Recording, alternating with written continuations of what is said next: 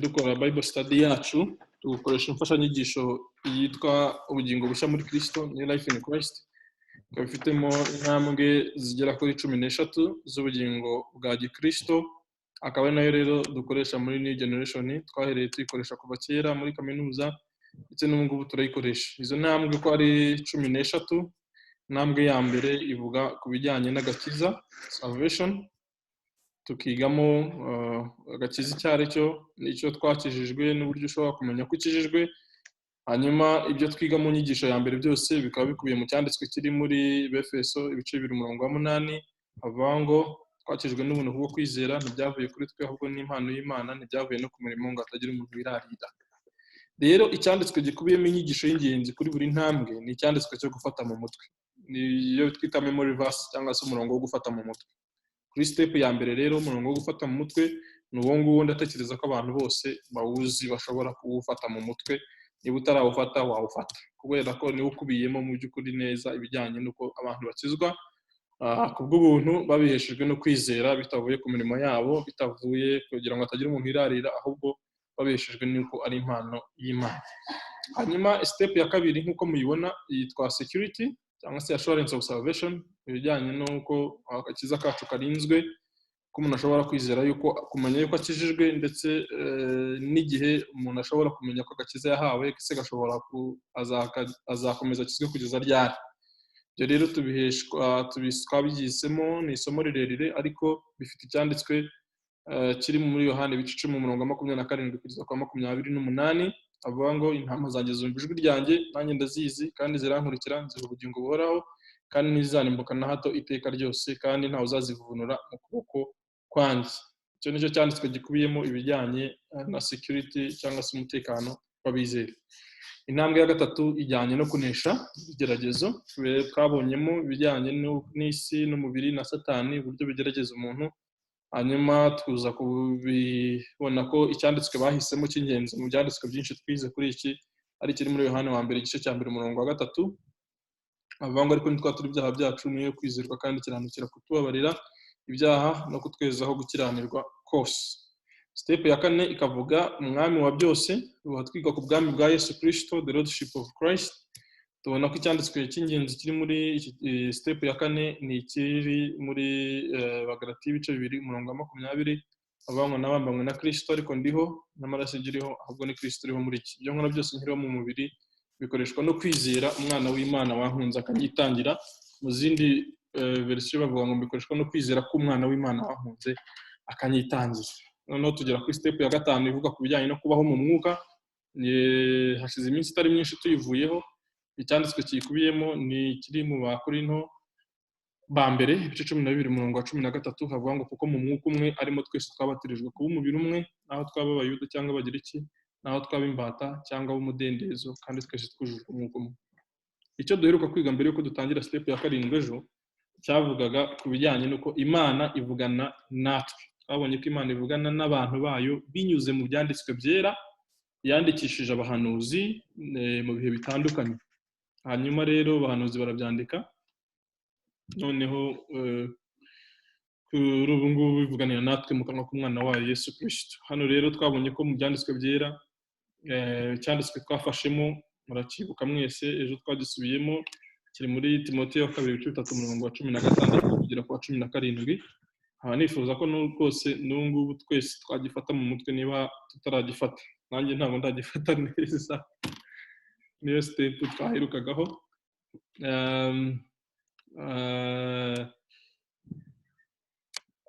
Timoteyo wa 2 ibice 3 umurongo wa 16. Reka tugerageze kubafata mu mutwe, ndizera ko mwese murimo murabireba kuko na share the screen. Timoteyo wa 2 ibice 3 umurongo wa 16 kugeza ku wa 17 ni mirongo 2 iri mu byanditswe byera, iri muri Timoteyo wa 2 ibice 3 umurongo wa 16, ni ikubiyemo ibijyanye n'uburyo Imana ivugana natwe binyuze mu byanditswe byera. Hano baba basobanura ibijyanye n'inkomoko y'ibyanditswe byera, avuga ngo rero ibyanditswe byera byose byahumetswe n'Imana kandi bigira umumaro wo kwigisha umuntu no kumwemeza ibyaha bye, no kumuhanira gukiranuka, no kumutunganya, no kumuhanira gukiranuka, kugira ngo umuntu w'Imana abe ashyitse afite ibimukwiriye byose ngo akore imirimo myiza yose.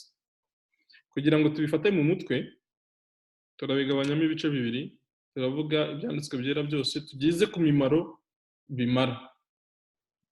Twabonye ko ari imimaro, uwa mbere ni uwo kwigisha umuntu, uwa kabiri ni uwo kumwemeza ibyaha bye, uwa gatatu ni uwo kumutunganya, uwa kane ni ukumuhanira gukiranuka. Imirimo ine: kwigisha, kwemeza ibyaha, gutunganya no guhanira umuntu gukiranuka. Noneho nidukarangiza turagenda noneho turebe n'umusaruro wabyo. Tubisubiremo rero. Ibyanditswe byera byose byahumetswe n'Imana kandi bigira umumaro wo kwigisha umuntu, kumwemeza ibyaha bye no kumutunganya no kumuhanira gukiranuka. Ibyanditswe byera byose byahumetswe n'Imana kandi bigira umumaro wo kwigisha umuntu no kumwemeza ibyaha bye no kumutunganya no kumuhanira gukiranuka. Twongere dusubiremo.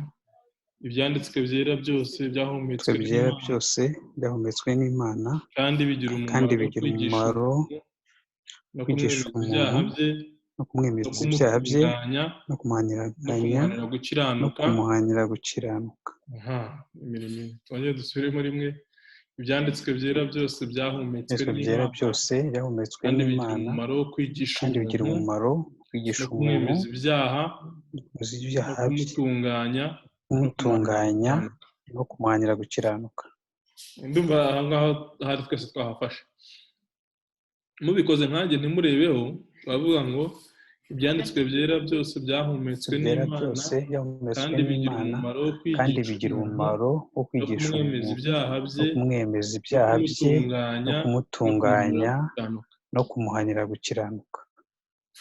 Noneho tugiye ku gace ka kabiri kavuga ngo kugira ngo umuntu w'Imana abe ashyitse afite ibimukwiriye byose ngo akore imirimo myiza yose. Kugira ngo umuntu w'Imana abe ashyitse afite ibimukwiriye byose ngo akore imirimo myiza yose. Kugira ngo umuntu w'Imana abe ashyitse afite ibimukwiriye byose ngo akore imirimo myiza yose. Kugira ngo umuntu w'Imana abe ashyitse afite ibimukwiriye byose ngo akore imirimo myiza yose. Hanyuma kugira ngo umuntu w'Imana abe ashyitse afite ibimukwiriye byose ngo akore imirimo myiza yose. Noneho twagivuga cyose cyanditswe, reka mbanze ngisome noneho tuzi kukivugira rimwe. Ni Timoteyo wa kabiri ibice 3:16. Ibyanditswe byera byose byahumetswe n'Imana kandi bigira umumaro wo kwigisha umuntu no kumwemeza ibyaha bye no kumutunganya no kumuhanira gukiranuka, kugira ngo umuntu w'Imana abe ashyitse afite ibimukwiriye byose ngo akore imirimo myiza yose. Dusubiremo byose hamwe inshuro 3. Ibyanditswe byera byose byahumetswe n'Imana kandi bigira umumaro wo kwigisha umuntu no kumwemeza ibyaha bye no kumutunganya no kumuhanira gukiranuka, kugira ngo umuntu w'Imana afite ibimukwiriye byose akore imirimo myiza yose. Twongere dusubiremo. Ibyanditswe byera byose byahumetswe n'Imana kandi bigira umumaro wo kwigisha umuntu kumwemeza ibyaha bye no kumutunganya no kumuhanira gukiranuka, kugira ngo umuntu w'Imana abe ashyitse afite ibimukwiriye byose akore imirimo myiza yose. Timoteyo wa kabiri ibice 3:16 twakongera tugasubiramo. Ibyanditswe byera byose byahumetswe n'Imana kandi bigira umumaro wo kwigisha umuntu no kumwemeza ibyaha bye no kumutunganya no kumuhanira gukiranuka, kugira ngo umuntu w'Imana abe ashyitse afite ibimukwiriye byose ngo akore imirimo myiza yose. Dusubiremo. ibyanditswe byera byose byahumetswe kandi n'Imana bigira umumaro wo kandi kwigisha bigira umuntu umumaro wo kwigisha no umuntu kumwemeza ibyaha no bye kumwemeza ibyaha no bye no kumutunganya kumutunganya no kumuhanira no kumuhanira gukiranuka gukiranuka kugira ngo umuntu kugira ngo umuntu w'Imana washyitse afite ibimukwiriye byose afite ibimukwiriye byose bakora imirimo myiza yose. Amen. Imana umugisha ndumva Amen. bya byose twabifashe mu mutwe ko tutaranabifata ubwo tuzongera wenda tubifate hanyuma ntabwo ari cyo tugezeho ahubwo nicyo cyaherukaga mbere y'uko tujya kuri step ya karindwi. Step ya karindwi ivuga kuvugana n'Imana. Step ya mbere ya gatandatu tureke kuzitiranya ivuga Imana ivugana natwe. Imana ivugana natwe binyuze mu byanditswe byera. Noneho natwe tuvugana n'Imana cyangwa se tubwira Imana. Tubwira Imana rero binyuze mu gusenga. Nibyo ejo twabonye ko iyi step ya karindwi cyangwa intambwe ya karindwi ivuga ku bijyanye no gusenga. Gusenga nibwo buryo tubwira Imana, hanyuma Imana nayo ikatubwira binyuze mu byanditswe byera. Niko Imana iganira natwe binyuze mu byanditswe, noneho natwe tukabwira Imana binyuze mu gusenga.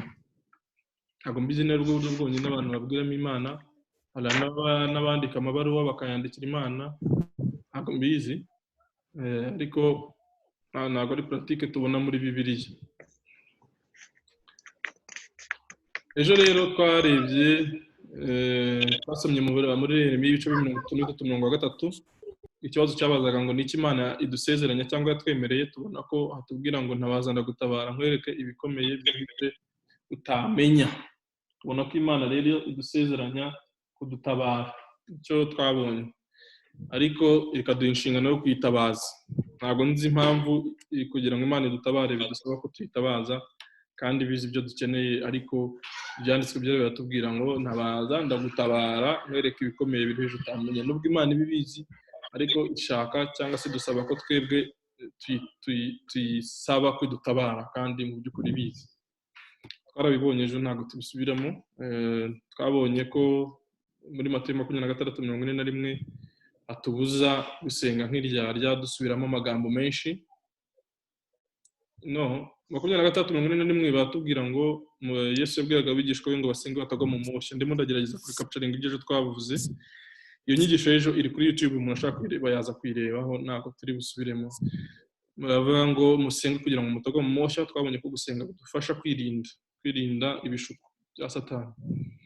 Ni ngombwa ko dusenga kugira ngo ni Yesu yari yababwiye ngo nimusenge kugira ngo mutagwa mu moshya. Rero gusenga ni bumwe mu buryo budufasha kutagwa mu moshya. Ahubwo Matayo 6:5 niho n'ibice 7 Yesu yabujije abantu gusenga bavuga amagambo menshi atari ngombwa, ndetse no gusubiramo amagambo. Avuga yuko abo bantu bari indyarya, ko bibwira yuko Imana ibumva ari uko bavuze amagambo menshi. Tubona Yesu yarashyizeho principe ko kugira ngo Imana ikumve si ngombwa kuba wavuze amagambo menshi, ahubwo no kuvuga ibintu bisubiramo ni ibintu Bibiliya ikondana. Ndetse iyongera ibabuza ko isaba ko abantu nujya gusenga umuntu yiherera, ngo ntibamere nk'abafarisayo n'abandi bahagarara mu mihanda no mu mahuriro y'abantu no mu masinagogi kugira ngo bempressione abantu babereke yuko basenga. Twabigezeho discussion ejo ihagije. Twabonye ndetse no mu Bafilipi ibice 6 amoko cyangwa se uburyo butandukanye bwo gusenga. Numva ni naho turi butangirire. Twabonyemo gusaba, gushima, kwinginga. Numva rero niba hari umuntu ufite Bibiliya hafi, kuko tugiye gutangira agace ka kabiri ejo tutakoze, kari mu Bafilipi ibice 6 n'ubundi no twasoreje, ariko n'ikibazo gikurikiyeho nacyo niho gikomoka. Abantu bamwe rero uyu murongo bawufata nk'aho ari types of prayers cyangwa se ubwoko bwo gusenga Bibiliya ishyiraho. Sinzi niba natwe ariko tubibona, reka tubanze tuhasome. Niba hari umuntu ufite Abafilipi ibice 4:6 twahasoma, noneho tugasubiza ibibazo biriho babajije abateguye ino mfashanyigisho.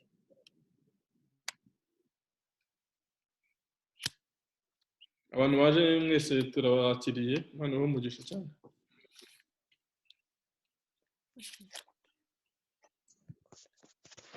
Abafilipi ibice 4:6 niyo hari umuntu uhageze afite Bibiliya yahadusomera. Reka dusome. Aravuga ngo ntimukagire icyo mwiganyira, ahubwo ibyo mushaka byose bimenywe n'Imana, mubisabiye, mubyingingiye kandi mushima. Akongera tugasubiramo. Ntimukagire icyo mwiganyira, ahubwo ibyo mushaka byose bimenywe n'Imana, mubisabiye, mubyingingiye, mushima. Amen. Ntitukagira ibyo twiganyira, ibyo dushaka byose bimenywe n'Imana, tubisabiye, tubyingingiye, dushima. Hari abantu bavuga ko ari amoko ngo 3 yo gusenga, ngo hari ugusenga ngo usaba, ngo hari ugusenga ngo winginga, ngo hari no gusenga ushima. Ntabwo mbizi niba ari byo koko, ibyo ni interpretations zitandukanye. Ariko hano batubajije ku kibazo cya 6 ari nacyo tugezeho. Ndatekereza ko nawe ufite ikibazo ku byo twize ejo. Ariko nibyo dukomerejeho, ntihagera n'ukigereraza kukibaza cyangwa igitekerezo. Filipi ibice 4:6 aravuga ngo tugomba kwifata dute mu gihe dufite icyo dusaba Imana. Ngo tugomba kwifata dute mu gihe dufite icyo dusaba Imana. Nzi niba ari Icyongereza wenda bacanze kansome mu Cyongereza naho numve.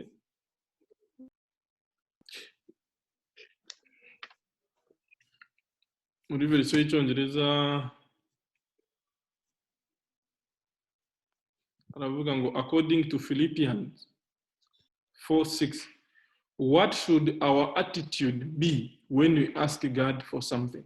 Attitude yacu, imyifatire yacu cyangwa se sinzi uko basobanura attitude, ariko ni attitude kurusha uko byakoma wenda ko ari nko kuba wenda upfukamye cyangwa se uhagaze, oya, ahubwo ni yihe nabyita ko ari nk'imyumvire twaba dufite cyangwa se imitekerereze mu gihe turimo dusenga cyangwa se dusaba Imana. Ariko reka nsome iki cyanditswe cyo mu Bafilipi ibice 4:6 mu Cyongereza kugira ngo twumve ko bagiye translations zigorana. Ntabwo biri yanditswe mu Kinyarwanda, niyo mpamvu ari ngombwa rimwe na rimwe gusoma versions zitandukanye. Reka nsome, avuze ngo be anxious for nothing, ndimo ndasoma New King James Version, but in everything by prayer and supplication with thanksgiving let your requests be made known to God. Be anxious for nothing, but in everything by prayer and supplication with thanksgiving let your requests be made known to God. Sinzi ari umuntu ufite verisiyo y'Igifaransa ngo dusomere naho twumve.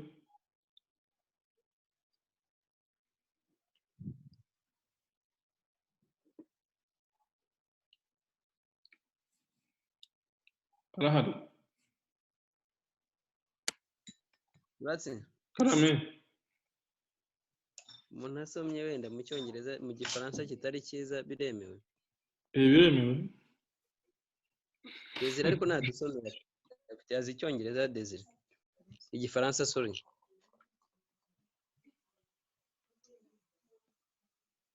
Ashaka kuba adafite Bibiliya hafi hari.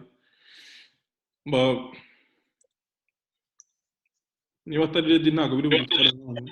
Hari umuntu ufite Igifaransa? Ashobora kuba ntawe. Reka tugendere rero ku Cyongereza n'Ikinyarwanda. Ariko Ernest nawe niba ugifite wagisoma nta kibazo. Nagira ngo ducapturing meaning yose kuko niyo turi kuri none. Gisome nta kibazo. Ndakibuze ntayirimo. Okay. All right. Reka tuyihorere. Hano maravuga ngo niyihe myifato cyangwa se niyihe attitude twakabaye dufite iyo turimo dusenga cyangwa se igihe tugiye kugira icyo dusaba Imana. Murabyumva mute mubihuje n'iki cyanditswe kiri mu 6? Umuntu ushaka kuvuga ashyiraho mikoro agahita avuga, ntabwo ari ngombwa kuzamura ikiganza. Gushyiraho mikoro no gukanda hariya handitse ibumoso, handitse hashushanyije akamikoro handitse mute, ushyiraho gakanda handitse unmute, noneho ugahita uvuga.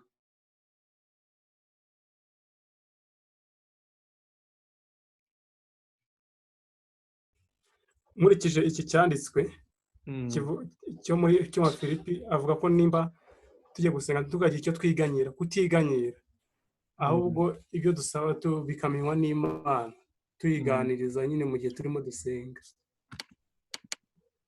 ubwo cyo attitude irimo no kutiganyira. Alundi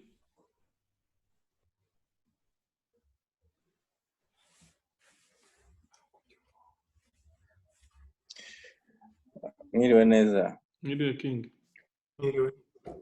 Ndakeka attitude ataba ari ukutiganyira ahari. Ngira ngo attitude ngira ngo ni bijyanye n'uburyo umuntu yitwara ahari, sinzi. Ndakeka hano bigaruka hahandi kuntuza bigaruka hahandi kuvuga nyine kuri ibi byo kwinginga. Mu Gifaransa ufite muranyihangana ijwi ryanjye nananze gusoma. Igifaransa baravuga ngo nevuze ntaho tandukanye n'Icyongereza cyane, ko baravuga ngo nevuze de rien mais de toutes choses mais en toutes choses fait connaître vos besoins à Dieu par des prières et des supplications avec des actions de grâce. Avec urumva aho byose avec des actions de grâce. Comme ça. Avec des actions de grâce. Urumva attitude numva aho ngaho nge numva ari kwinginga, urumva ari mu Cyongereza wa supplication, mu Gifaransa bavuga supplication, no mu Kinyarwanda bavuga nyine mwinginga. Ariko aho bitandukaniye, urumva iyo bavuga des actions de grâce numva ngira ngo nibyo bisobanutse cyane kurusha mu Kinyarwanda bavuga ngo mushima. Ariko genda kumera kimwe, ariko urumva harimo kwinginga, harimo no kwizera ko iyo attitude baba batubwira ahari, niko mbyumva.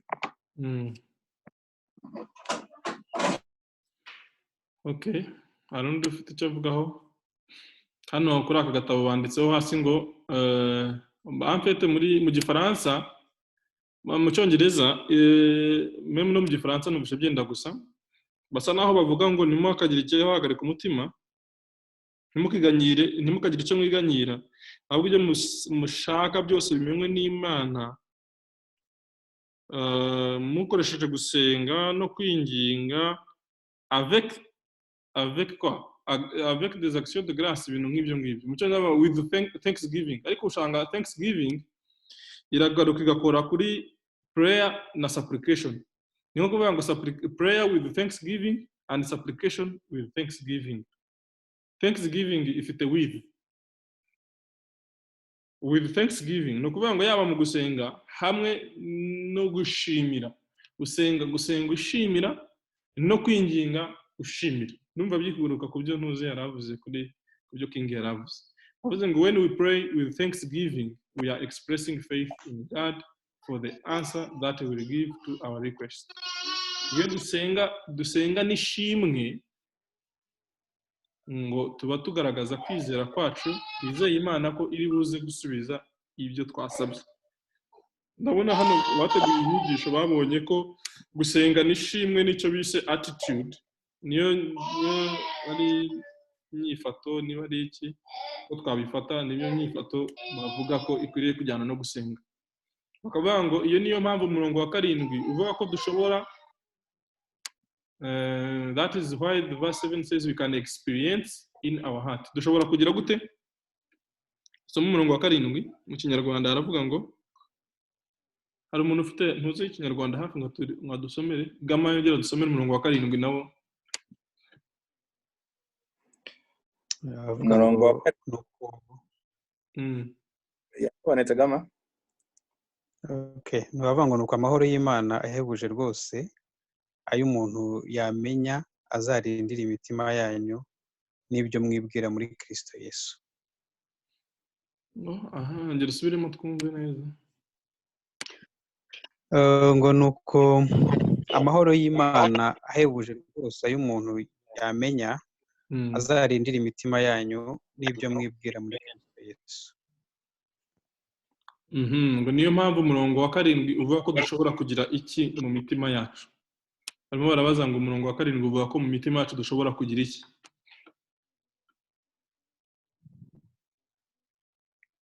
kugira amahoro.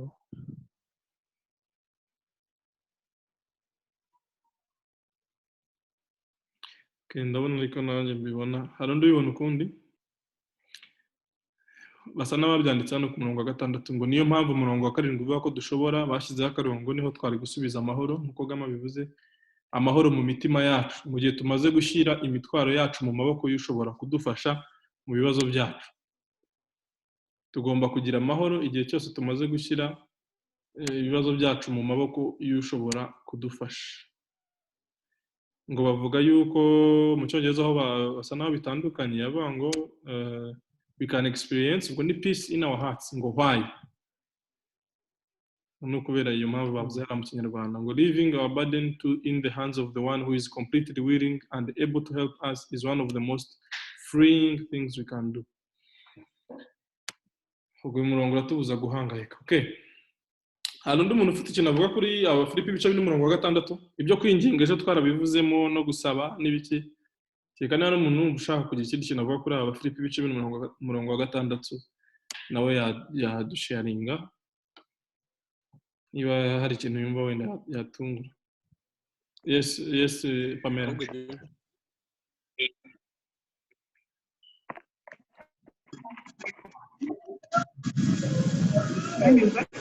Niko turakumva Pamela.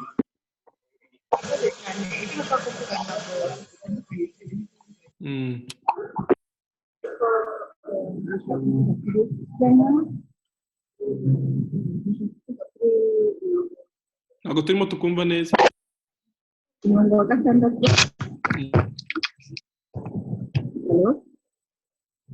Yego turimo turakumva nuko wagira ngo harimo muri background andi mara.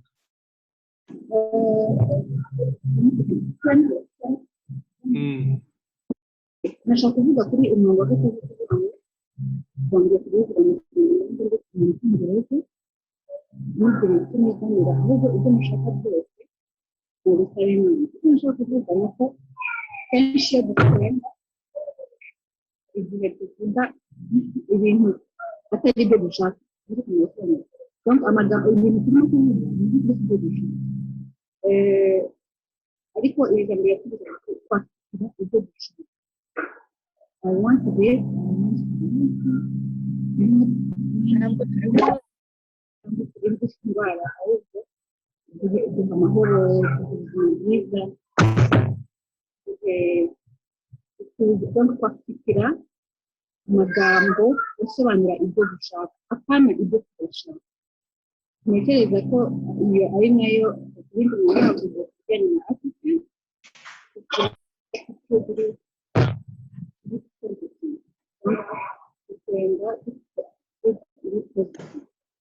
kugira amagambo avuga ibyo dushaka kuko ijambo gakondo ahubwo ibyo mushaka kuko nakuvuga ibyo mudashaka. N'umutegetsi wo gusoma hano mu Rwanda that is all your prayers ask God for what you need. Hanyuma ubwo nashaka kuvuga kuri iki ngicyo no kuri ya thanksgiving umurongo ukomeza kuvuga ngo always asking him with a thankful heart. Ni attitude imwe yo kuba positive, to tell God, to ask God for what we need. Ya kabiri, to ask him with a thankful heart. Gushima ni ukuvuga ngo iyo turimo no gusenga dusenga ibyo dukeneye ntabwo twakora ariko dukeneye umutima ushima nkaho twabibonye. Tekereza nyine nk'igihe waba washimye n'igihe waba wayibonye ukuntu waba umeze uwo mutima wawe ufite iryo shimwe waba ufite aba ari naryo usenge nkaho uburyo bamaze kubibona. Hanyuma icya nyuma umurongo wa 7 kuri amahoro n'umusaza basomye ku kinyarwanda ngo God speaks God understanding will keep his heart in mind faith. Nidusenga muri ubwo buryo amahoro y'Imana azaduha umutekano, biragaragara rero ko iryo jambo rya mbere don't worry about it, ntimukagire imyiringane. The positive dusenge dushaka nkaho twabibonye, ubwo nibwo buryo bwayo bwabona amahoro y'umutima cyangwa se umutekano. Wumvaga ngo turi muri iyo siporo nawe twigisha.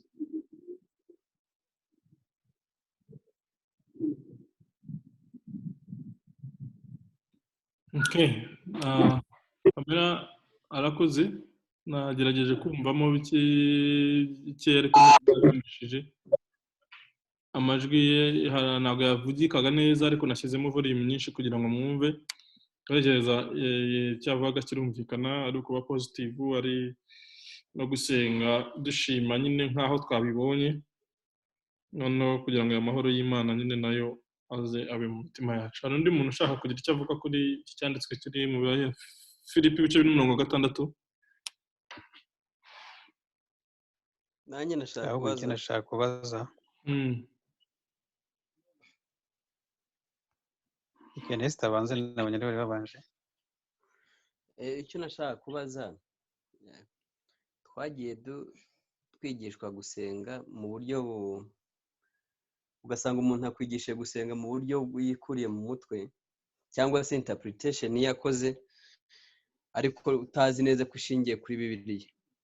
Ese Imana igira emotion ku buryo ushobora gusenga winginga ukabona kukumva, cyangwa isengesho ryose umuntu asenga bivuye ku mutima we rirasubizwa? Hari icyo umuntu yakora kugira ngo Imana isubize amasengesho bitandukanye nuko wasenga bisanzwe? Ubwo bihuye n'ahandi bavuga ngo dusabe twinginga, dubisengere tubyingingiye. Murakoze. Wenda kugira ngo bize kugenda rimwe tubiganireho rimwe, njye ni sinzi niba Pamela namwumvise neza ko bamugana amajwi ya rukuntu afite background nyinshi, ariko kuri attitude ko kwigira positive attitude no prayer, ese it's inner attitude cyangwa ni expression of a word? Nacyo twagombye kugikarifayinga, niba ari expression z'amagambo yacu cyangwa niba ari inner character cyangwa inner attitude, umutima uri koneza cyangwa wizeye Imana. Même si hari igihe abantu bamwe baba bari eloquent cyane akamenya amagambo menshi yo kuvuga imbere y'Imana, ariko se ayo magambo menshi tuvuga dutondetse neza, ari ayo magambo ari n'umutima uri imbere y'Imana wizeye, ubwo twabihuza gute?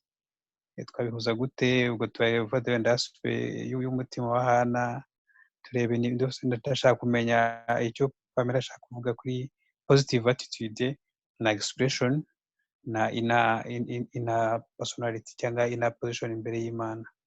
Nacyo wenda twakikarifayinga kugira ngo abantu tumenye neza our prayer, effective prayer imeze gute imbere y'Imana, cyangwa twabifata gute mugani muri yo attitude, nkuko bamwe bayise positive abandi bayise thanksgiving attitude. So tumenye n'iki dukwiriye niye position yacu.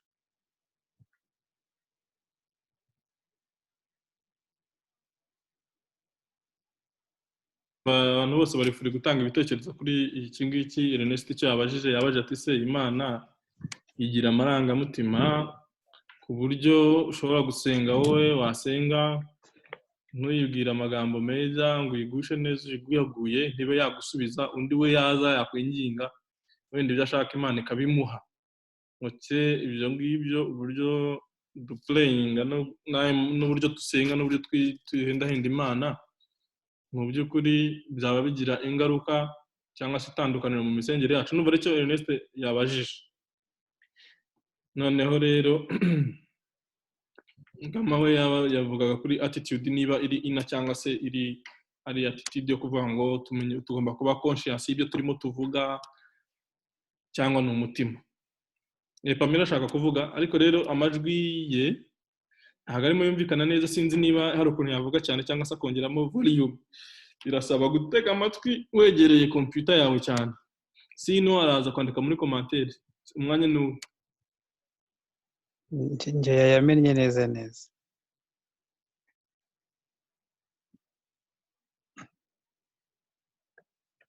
Pame wavuga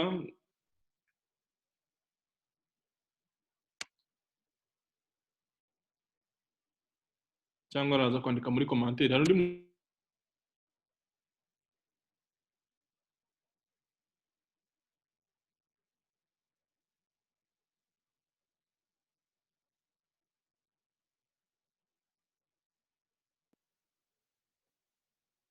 ndimo ndagerageza kwandika kugira ngo amajwi hano ariko byabaye byiza wakomeza. bisaho ubu ngubu zamura ijwi ahubwo zamura volume. turagerageza kukumva neza. yego nashaka gusubiza Gama, ndakeka ko ikibazo cye ari cyo kindeba. Positive attitude ni reka mvuge ko ari inner attitude, ni ukuvuga ngo haba mu mutima wawe, mbese wa mutima uzanye gusenga, wa mutima uzanye gusaba Imana ube positive. Ntuzubwire Imana ngo murabizi abantu basenga gutyo, Mana waranyibagiwe, ngiye mbona utananyitaho, ariko Mana uzanyibuka ryari, ngiye rwose naragowe, ariko se ubundi Mana ubaho igihe nagusengeye. Is that positive? No. ni iyo kind of attitude. Ntabwo ari ikibazo cy'amagambo uvuga. Icyo nashaka kuvuga par kwartikira ibyo dushaka, ntabwo ari ukubivuga neza, ntabwo ari ukubintyoza, ahubwo ni ukuba positive mu buryo ibyo ubwira Imana ari exactly ibyo ushaka, kuko ijambo ryavuze ngo ahubwo ibyo mushaka. Ni ukuvuga ngo ni ibintu biri contraire, hari ukwiganyira ariko hakaba no kuvuga ibyo ushaka. So umwana ashobora kuza imbere akakubwira ati ariko mama ngiye mbona mutankunda, ngiye mbona mutanyitaho, ariko ngiye naragowe, dore n'amaka yanjye yaracitse. No, wivuga gutyo. Uza imbere y'umubyeyi wamubwira ati mama nkeneye amakaye, ayo nari mfite yacitse simbasha kuyandikamo. Articula ce que tu veux. Ntabwo ari problème yo kuba intyoza no kubasha kuvuga ibintu neza. No. Nibaza ko Imana iratuzi cyane, izi ntege nke zacu, izi na limite zacu, ntabwo yampora yuko hari amagambo ntavuze neza, ariko nibaza ko attitude ikonta, kuko inasobanura ukwizera ufite mu wo usaba. Noneho n'iriya thanksgiving ni ukuvuga ngo ngewe deja naje kugusaba nizeye ko nahawe, naje kugusaba mfite umutima unezerewe nkaho deje ibyo ndi kugusaba nabihawe. So nagerageje gufatanya ayo magambo atatu. Ntiwiganyire, ahubwo ibyo ushaka bisaba Imana n'umutima ushima. Ibyo ngibyo ukora bitatu. Ibijyanye no kwinginga undi muntu yabisubiza, ariko nabyo nibaza ko ntacyo bitwaye. Ukwinginga umuntu wese yabikira ku gipimo cye. Hari ushobora kwinginga iminsi 40, hari uwakwinginga mu minota mikeya se. I don't know. Ikigero cyo kwinginga cyo ntago nkizi, ukiza bisobanura, ariko sinzi niba ikijyanye na positive attitude Gama mbashije kugusobanurira neza. Murakoze. Ugisobanuye neza, gusa unyongereye kandi kantu nako kanteye kwibazaho, ariko wenda ntibize kutujyana kure. Hari ukuntu tujya dusenga ngo twizeye ko twabihawe. Uvima kuvuga mpise nibuka Dawidi asengera wa mwana yabyanye na Berisheba, aramusengera yisiga ivu, arangije umwana arapfa. Imana ye ntiyamwemerera, arapfa. Ese yaza gushima ko Imana yamwumvise, aho ntiyari kuba yibeshye? Icyo ni kimwe. Impamvu mbivuze ni iki? Hari ukuntu tujya tuba challenged no kugira ngo wenda tugire open discussion kuri kino kintu. Hari ukuntu tujya twibeshya, tugasengera ibintu byose bitewe n'ibyo twifuza, tukazeka Imana biduha byose, ariko se biri mu bushake bwayo, bifitiye inyungu cy'Imana? Ibyo dushimira ni ibihe? Ibyo twizeye ko twahawe ni ibihe?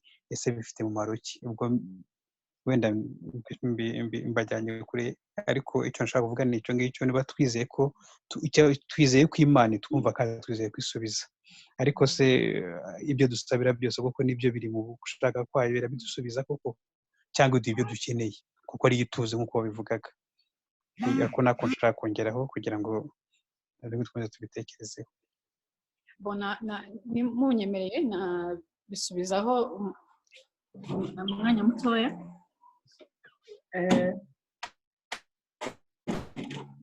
Njyewe icyo ntekereza nuko iyo nsenga mba nkora uruhare rwanjye nk'umuntu. Ive bivuze neza avuga ati iyo tumaze gushyira imitwaro yacu kuyitura ubasha kuyitwikorera no kuyisubiza, so njyewe I believe my part.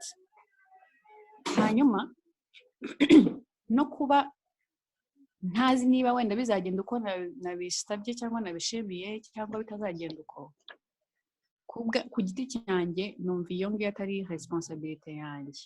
Ni ukuvuga ngo njye icyo nakoze nabwiye Imana ibyo nshaka kandi nayibwiye n'umutima wizeye ko namaze kubihabwa, ndetse nishimye mbese nkaho namaze kubibona. Ariko ibyo izasubiza noneho ibyo biri muri responsibility yayo, ni nayo kuko yo izi ibidukwiriye.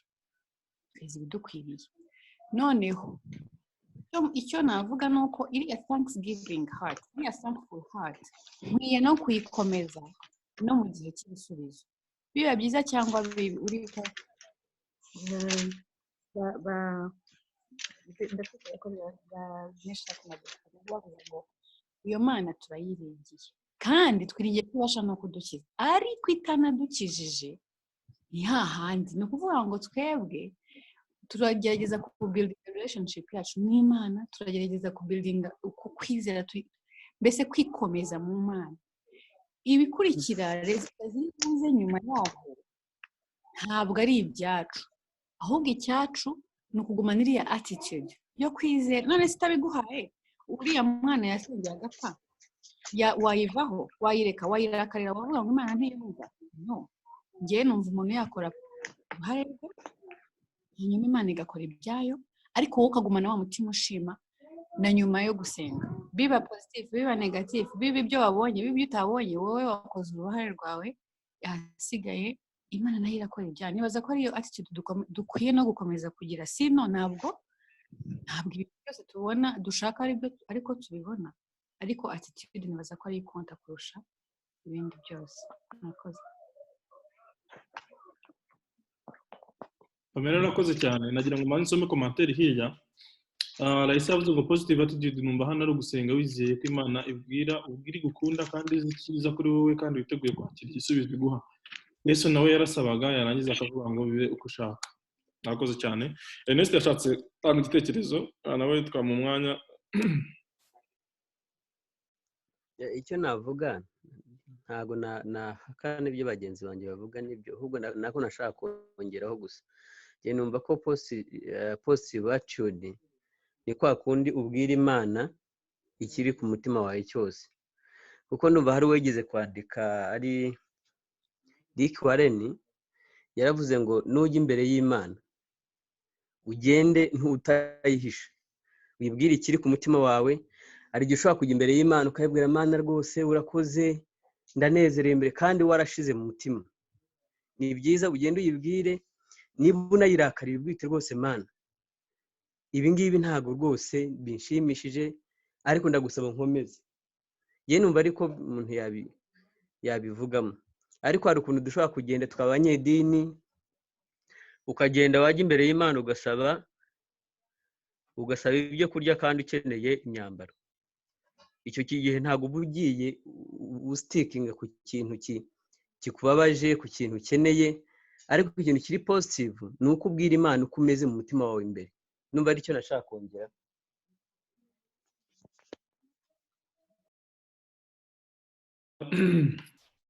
Pamela ushaka kongera kuvuga? Ndabona ukizamuye ikiganza, sinzi niba ari mistake cyangwa niba hari ikindi ushaka kongera. Sorry, nibagiwe gukandaho ngo nyikure, ariko it's fine. Okay. Ndumva icyo nanjye nakongeraho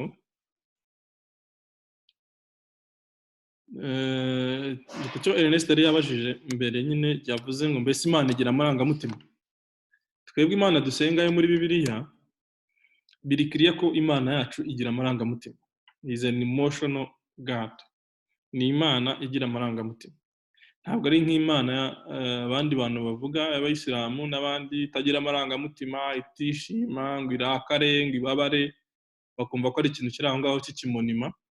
Imana yacu igira amarangamutima kuva mu itangiriro kugeza byahishuwe tubonamo ahantu henshi hatandukanye hagaragaza ko Imana irababara. Musomeye mu itangiriro 6:5 maze kubona ibyo abantu bakora byarayibabaje cyane, iricuza, irangije ifata icyemezo cyo kurimbura umuntu, cyo kurimbura abantu. Cyakoze Nowa abona favor mu maso y'Imana. Igihe kinini abantu bagiye bakora ibintu bitandukanye, Imana ikababara, ikaba angry, ikababara. Hanyuma muri bukijya no kurimbura Sodoma na Gomora ko yapleadinze na Aburahamu. So si ibyo byonyine gusa, Imana irananezerwa, ikishima cyane, nayo ubwabyo irabyivugira muri ibuka Yesu amaze kubatizwa, ijwi ryavugiye hejuru cyane ravuga ngo uyu mwana wanjye nkunda nkamwishimira. So ikindi biri dusaba kunezeza Imana se itanezerwa wayinezeza gute? Ariko kandi nta nubwo Imana iba yaraduhaye amarangamutima yiza ko bitayagira, kubera yuko turemwe mu ishusho yayo. Imana yaduhaye emotions kuko nayo iri emotion. Ikindi Bibiliya ivuga ko Imana yakunze abari mu isi. Imana ni urukundo ni emotion, urukundo ni amarangamutima. Ntabwo rero umuntu utagira amarangamutima ashobora gukunda. Imana irananga, ikagira n'ibintu rwose yanga urunuka, kanabiristinga ati ibintu giyewe byanga urunuka. Ibi bintu arabwiye Abisiraheli ati nimugire umuntu urenganya umupfakazi cyangwa se imfubyi, nibantakira I will have mercy, nzabagirira impuhwe, hanyuma nzabahorera. So Imana rero igira amarangamutima, ni emotional being. Ntabwo bavuga ko Imana itagira amarangamutima, ariko nubwo Imana igira amarangamutima, ntabwo Imana iyoborwa n'amarangamutima. Ifite amarangamutima, irababara, irishima, noneho iri mu ishusho y'umwami wacu Yesu Kristo ho yarabigaragaje cyane, kuko Yesu we yananarize, yarariraga, akagirira abonye abantu ngo bashonje bamaze iminsi atari kumwe, ngo barebye, ngo abagirira impuhwe, ngo bari bameze nk'umukumbi utagira umwungeri. Abwira abigishwa bati murabona ati ukuntu abantu bameze nk'umukumbi utagira umwungeri, musabe nyiri busarurwa yohereza abasaruzi. So muri Yesu yararize, Yesu yagize amarangamutima, arabageze asanga bacuruza, arabimenagura, aranarakara. So Imana iri emotion, ariko ntabwo bisobanuye ko Imana iyoborwa n'amarangamutima. Impamvu mbivuga gutya, buriya ikibazo Ernest yabajije n'icyo twagiye tuvugaho mu kanya, byose bishingiye ku kuyoborwa n'umwuka wera. Igihe cyose dusenga tugomba kuyoborwa n'umwuka wera. Ntabwo Imana isubiza amarangamutima n'ibyifuzo biri sharineri. Twabonye ubushize twiga ku bijyanye n'umwuka ko umuntu afite umwuka n'umubiri n'ubugingo. Mu Batesalonike ibice 5:23 bavuga ngo umwuka wanyu n'imibiri yanyu n'ubugingo bwanyu birarindwe. A soul, spirit and body. Imana yifuza ko abantu bayisenga bayobowe n'umwuka, apana kuyoborwa n'ibyifuzo by'imibiri yabo cyangwa se soul, emotions, sentiments zabo. Muri ibyo tubibona muri Yohana ibice 4 wa 23. Yesu yabwiye uriya mupfakazi wari uri kwiriba, aramubwira ku murongo wa 23 ngo ariko igihe kiraje ndetse kirasohoye ubwo abasenga by'ukuri basengera data mu mwuka no mu kuri, kuko data ashaka ko bene abo ari bo bamusenga. Imana ishaka abantu basenga mu mwuka. Ngo Imana ni umwuka, n'abayisenga bagomba kuyisenga mu mwuka no mu kuri. So Imana rero yifuza ko dusenga tuyobowe n'umwuka wera. Ni niyo mpamvu yaduhaye umwuka wera. Noneho akongera akavuga mu Baroma ngo uko niko mwuka wera, Baroma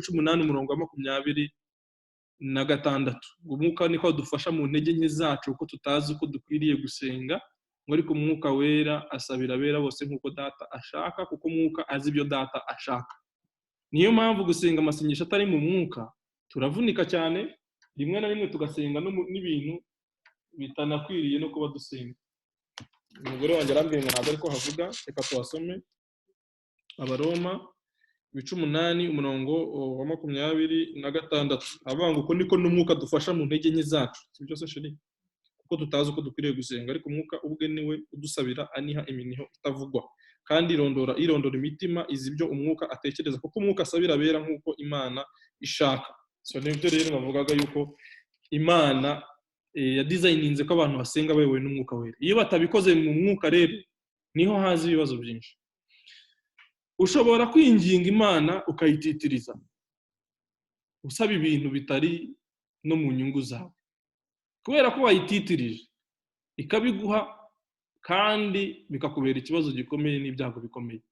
Igihe cyose ugiye gusenga amasengesho winginga utitiriza, you have to be careful, kuko hari ibyo umwuka wera azakuyobora gusenga winginze, kubera ko Yesu yaratubwiye ngo hari igihe abigishwa bagiye kwirukana umudayimoni arabasuzugura cyane, abaca amazi. Noneho barangije bagenda babwira Yesu ati abigishwa byabayobeye. Yesu araza amwirukana ahita agenda. Abigishwa bamaze ati kuki twe twamwirukanye ntagende? Ahubwo ati bene uriya ati ntakurwaho n'ikindi usibye gusenga no kwiyiriza ubusa.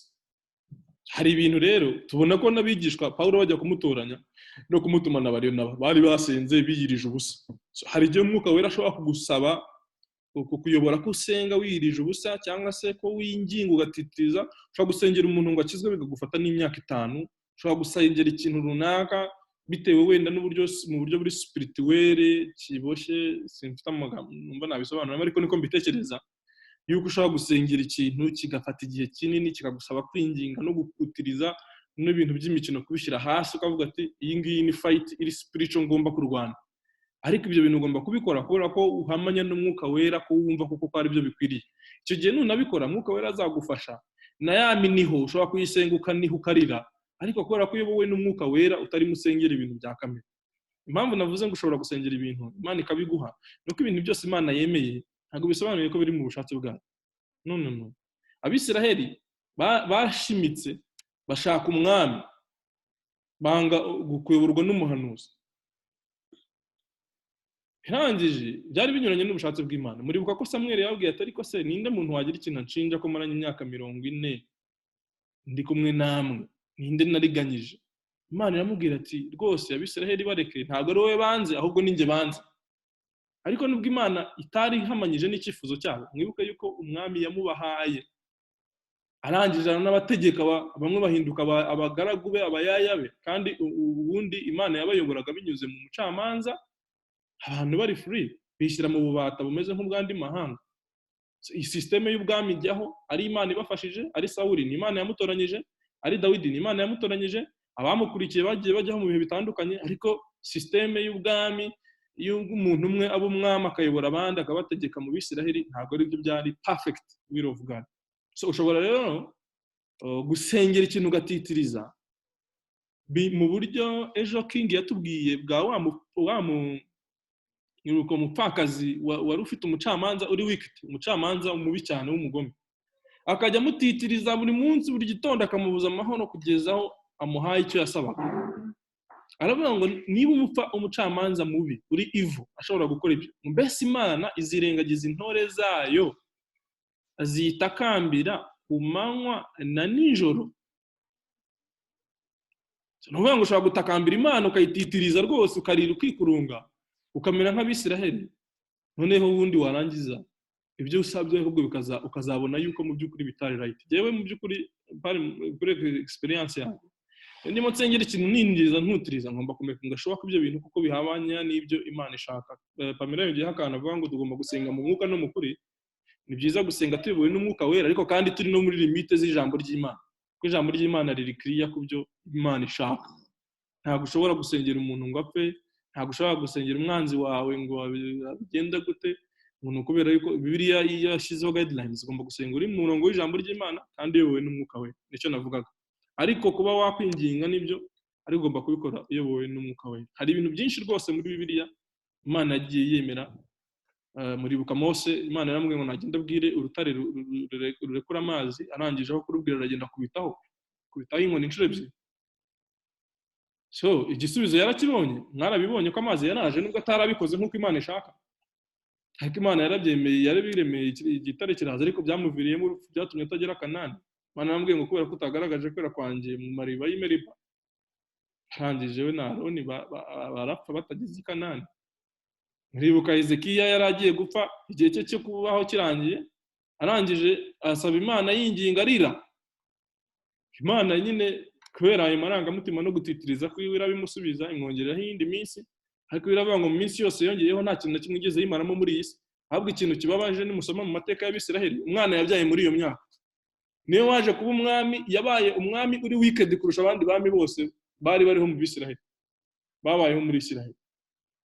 Iyo myaka 25 yabereye ibyago Isiraheli. It was not the perfect will of God.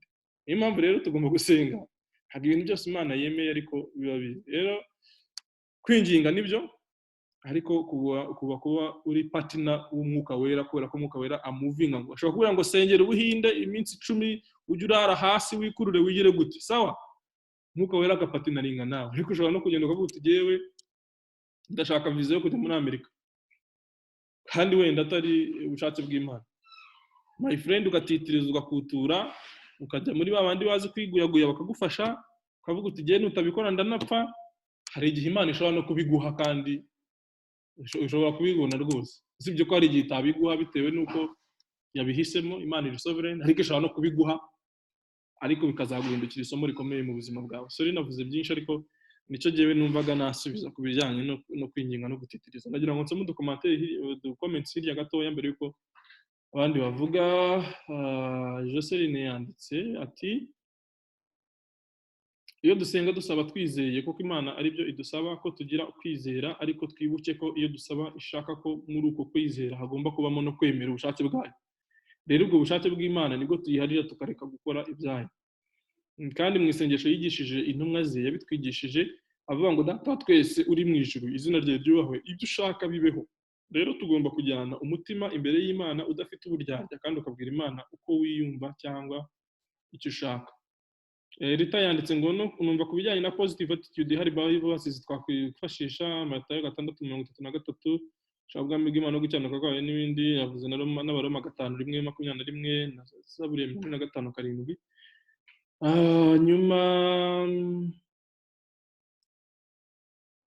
Gama ni cya kibazo nuba cyasubijwe ngo ese positive attitude iba in regard to our position or in regard to the will of God. Mwamusubije ngo the will of God. Pamela ngiye ngo twongereho no gusengera mu mwuka, ibyo yiva arimo gusobanura no mu kuri ijambo ry'Imana ni ryo kuri. Ibi bidufasha gusenga uko bikwiye. Yohana 3:23-24 ya nkuru twavugaga. Gama yanditse ngo ikindi mbere yuko dusenga tuba twabanje kumenya ubushake bw'Imana ku byo dusengera, cyangwa dushingira ku byo twibwira cyangwa twifuza. Noneho tamusubiza ngo Gama ngo kandi ntimwishanye n'abiki gihe, ahubwo muhinduke rwose mugize imitima mishya kugira ngo mumenye neza iby'Imana ishaka ari byo byiza bishimwa kandi bitunganye. Pamela yandika ngo but the time is coming, ibyo twabivuze muri cya cyanditswe twabonye. Rero ibyo tufashemo nuko tugomba gusenga mu mwuka, tuyobowe n'Umwuka Wera, kandi tugasenga muri ntuze z'ijambo ry'Imana. Hari undi ushaka kugira ikintu yongeraho cyangwa se ikibazo cyangwa ikindi kintu kuri iki mbere yuko tukomeza yakivuga? Shyiraho mikoro yawe hanyuma tubwire niba ntawe turi bukomeze.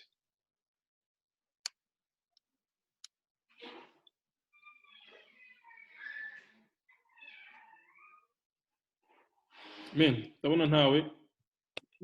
Wabisobanuye neza, nanyuzwe. Zere ko nta muntu tuniganya ijambo. Okay.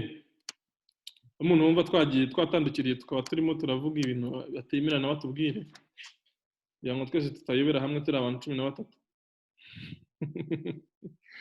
Hanyuma kadusome ku kibazo cya 7.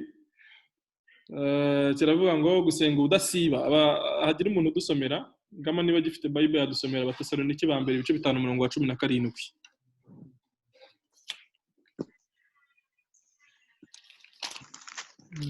Kadusome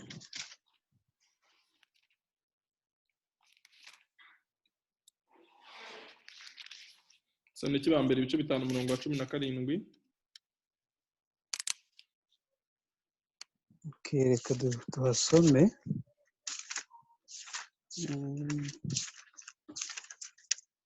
Yihanganya nagiye mu zindi verse. Tesalonike wa mbere 5 umurongo wa 17 aravuga ngo musenge ubudasiba. Nibyo gusa. Nicyo gusa.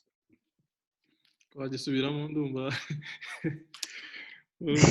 Musenge ubudasiba. Musenge ubudasiba. Rero ndi mu cyongereza navuga ngo nongeraho ibyanjye. Pray without ceasing. Cyongereza bavuze ngo musenge ubutaruhuka. Ari ufite mu gifaransa ngo dusomere? Ari ninde ugeze kudusomera igifaransa? King.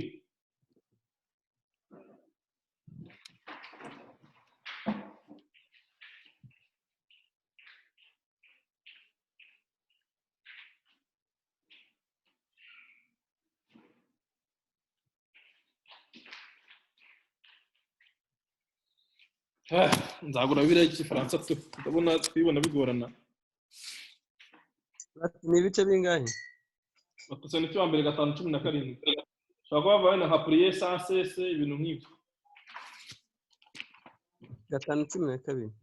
Na karindwi.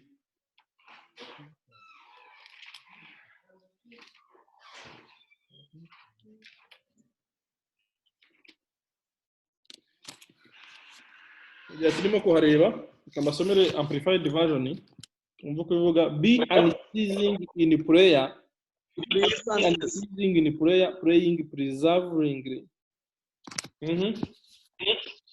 Nahabonye ni prier sans cesse. Okay. So no gusenga ubutaruhuka ngo bishatse kuvuga iki? Nabitanga bitekerezo gusenga ubutaruhuka icyo bishatse kuvuga niba nk'ubu ngubu kuba tutarimo gusenga twaba turi mu makosa, ese gusenga ubutaruhuka bishatse kuvuga iki? Ushobora kwandika cyangwa se ugashyiraho mikoro ukatubwira.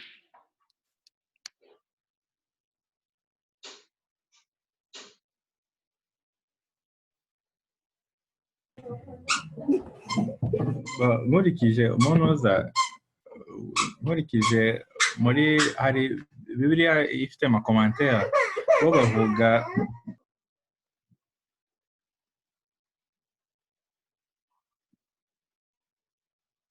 King ikuyeho. Okay. Nari nkuyeho umwana aratangiye kurira bitangiye gusakuza. Okay. Kuri komantere yo biblique hano bavuga ngo prier sans cesse, bo bavuga ngo ni gusengera ibintu byose. Ntabwo bavuga ko ari gusenga buri munsi ahubwo bavuga ngo dusengera ibintu byose.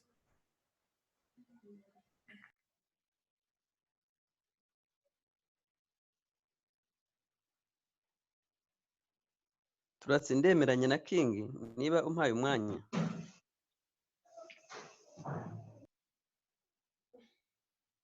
Halo? Ndakumva nayo mvuga ngira ngo yarangiye.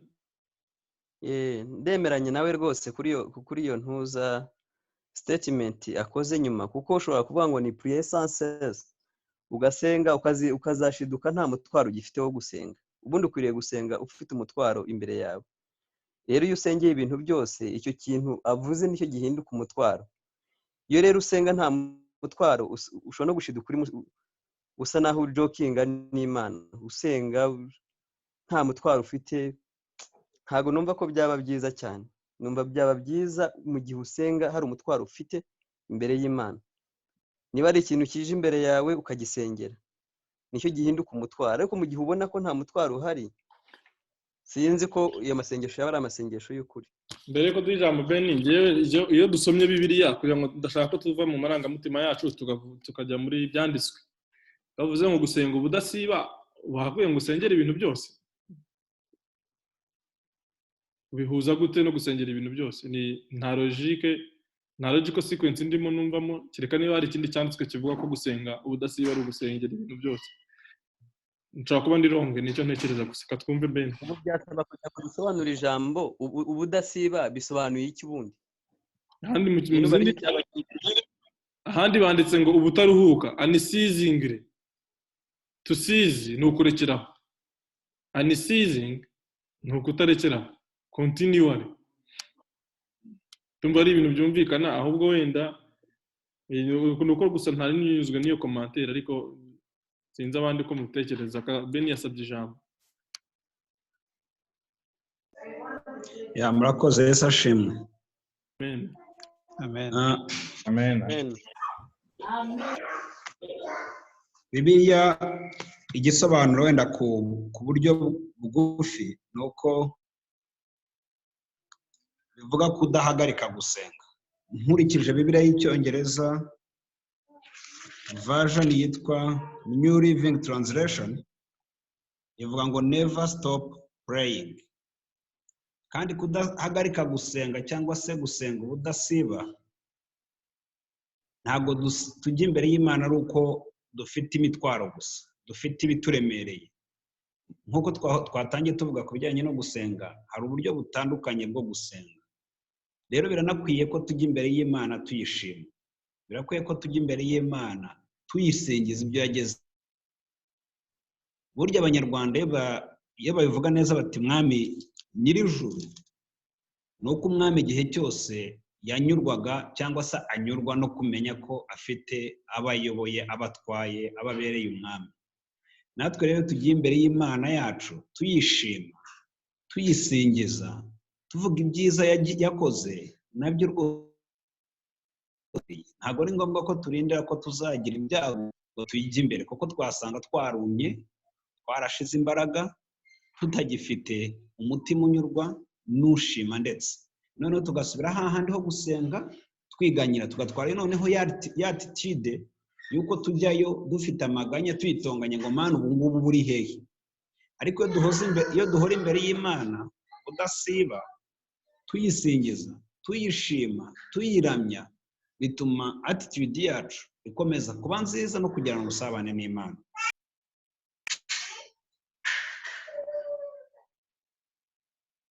Ben arakoze, aravuze ngo ni ukudahagarika gusenga. Mbese iyo umaze gushima ukongeraho ayandi. Ariko ndibaza nk'ubu ko tumaze isaha turimo tukora Bible study, ubu ngubu turi muri kiriya cyanditswe. Katumve Pamela nawe yasabye ijambo. Urakoze Yves, nashakaga guhera ku byo Ben yaravuze. Jyewe Bible ndi gusoma ni version yitwa Good News Bible. Uriya murongo uravuga ngo pray at all times. Na byatumye nibaza times Imana ni mu gitondo na saa sita na nijoro, ni tumba ni kini, ibihe times ni izihe. Ariko mpereye ku byo Ben yaravuze, uko ndiho ndabyumva, pray at all times, musenga ubudasiba, musenga ubudatuza, ubudahagara, don't stop. Ni nkaho ari ugusenga chaque seconde, chaque moment. Donc nta guhagarara, nta gusinzira, nta gutuza. Mu bitekerezo by'umuntu biragoye. Deja nk'umuntu utekereza gusenga nka activité genre kujya mu cyumba cyangwa mu rusengero cyangwa ku musozi cyangwa ahantu runaka, agapfukama, akazamura amaboko, akavuga. Uramutse ubitekereje muri ubwo buryo, warangiza ukabishyira muri context ya pray at all times cyangwa don't stop to pray, wakwibaza ukuntu umuntu ashobora kumara 24 heures 7 jours muri izo position. Muri ubwo ntabwo byashoboka ku muntu human being. Nkaba rero nibaza ko kubera ko gusenga atari gusa, yarabivuze Ben, ntabwo ari gusaba gusa, ntabwo ari, hari uburyo bwinshi bwo gusenga. Hari za ntambara z'umwuka yigeze kuvuga, hari uburyo bwinshi cyane bwo gusenga. So nibaza rero ko gusenga ubudasiba ari ukuguma en communion cyangwa se kuguma en contact n'umwuka wera n'Imana nijoro at all times. Like nk'uko ukangutse, wenda sinzi uko mwe mubigenza, ariko tugira umugenzo wo kubyuka umuntu akicara ku gitanda cyangwa agapfukama cyangwa akagira gute. Ariko ntekereza ko ushobora no gusengesha umwuka, ugasengesha umutima wawe, ugashimira Imana, ko iguhaye kubona umunsi mushya ukayiragiza ibiri imbere. Hari chaque seconde ukaba uri gukomunika n'Imana, niba ari inama ugiye kujyamo ukavuga Mwuka Wera nk'ubwenge, niba ari umuntu mugiye kumitinga Mwuka Wera reka iyi meeting ibe fruitful, niba ari urugendo ugiye gufata, niba nibaza ko ari iyo kind of attitude, kind of communion, kind of connection igumaho, noneho ikaza kwiyongeraho bya bihe umuntu afata akavuga ati reka mfate isaha imwe, noneho nifungirana ahantu, reka se njye mu rusengero, reka se mpure na bene data. Kucyo watubazaga rero niba ubu ngubu tutari gusenga, kubwanjye turimo gusenga, kubwanjye turimo kugaburira umwuka, turimo kuganira n'Imana, kuko twavuze ko gusenga ari kuganira n'Imana. So niba turi gusoma ijambo tukaryiga, byanze bikunze Mwuka Wera ari hagati yacu, kuko duteranye ku mpamvu nziza, ku mpamvu Yesu ari hagati yacu. Rero I believe, ndabyizera ko turimo turasenga. So ni muri ubwo buryo gihe numva gusenga ubudasiba, gushima, kwinginga, gusaba, kuragiza ibintu byawe byose, gusoma ijambo, kuguma muri iyo connection, kuguma muri iyo atmosphere. Ntekereza ko ari byo iri jambo rivuga, ariko n'abandi ubwo muratwungura. Murakoze. Urakoze cyane Pamela. Sinzi niba undi muntu ushaka kugira ikintu avuga nawe. nanjye numva nshaka icyo mvuga. Numva nshaka icyo mvuga kuri ijambo rivuga prier sans cesse cyangwa gusenga ubudasiba. Njye nabivuga nk'aho ari état d'âme, ni uburyo umutima wacu cyangwa disposition tubamo mu kubana kwacu n'Imana. Ntabwo wa mugani uko Pamela bivuze cyane Abel, ntabwo gusenga ari action, ntabwo ari action, ntabwo ari cyangwa ari activité nk'uko bamwe bajya babyita. Hari igihe bamwe na bamwe usanga babigira umuhamagaro cyangwa akazi no gusengera abantu, ahubwo navuga ngo ni prier sans cesse cyangwa gusenga ubudasiba. Ni ubuzima twakwiye kuba imbere y'Imana, turimo kuvomerera urukundo rwayo cyangwa turi imbere yayo, nk'uko wa mugani mu byahishuye bavuga ko ibizima n'abakuru bahora bikubita imbere yayo amanywa n'ijoro bavuga ngo urera. Natwe rero numva ari ubuzima umuntu yagombye kubamo, waba uryamye, waba ugenda, ibitekerezo, uko umuntu abayeho, aribwo buzima bugombye kuganira n'Imana, bakubwira Imana. Cyangwa ubundi sinzi ko wenda abandi bafite ko babitekereza, ko ntabwo nzi ko gusenga ari ukuvuga amagambo, cyangwa nk'uko dufata umwanya ugapfukama, uko Pamela yabivugaga, ugapfukama cyangwa ukajya ahantu cyangwa ukagendagenda uko wabigenza cyangwa ugahumiriza. Oya, ahubwo ni umutima wanjye uribwira iki imbere y'Imana, ubuzima mbayemo cyangwa ibyo ndimo gukora biribwira iki imbere y'Imana, so mbayeho gute, cyangwa ni ubusabane bwanjye, ibitekerezo byanjye bimeze gute imbere y'Imana cyangwa n'Umwuka Wera. Ko Umwuka Wera ari muri twebwe, Imana muduhaye ingwate. Ntekereza gute ndi kumwe nawe, cyangwa nibwira gute ko arimo arakorera muri njyewe. So numva ariyo état d'âme yagombye kugira cyangwa yagombye kubamo, kugira ngo ubuzima bwacu buhore bumeze nk'igitambo cyangwa buhore buri imbere y'Imana.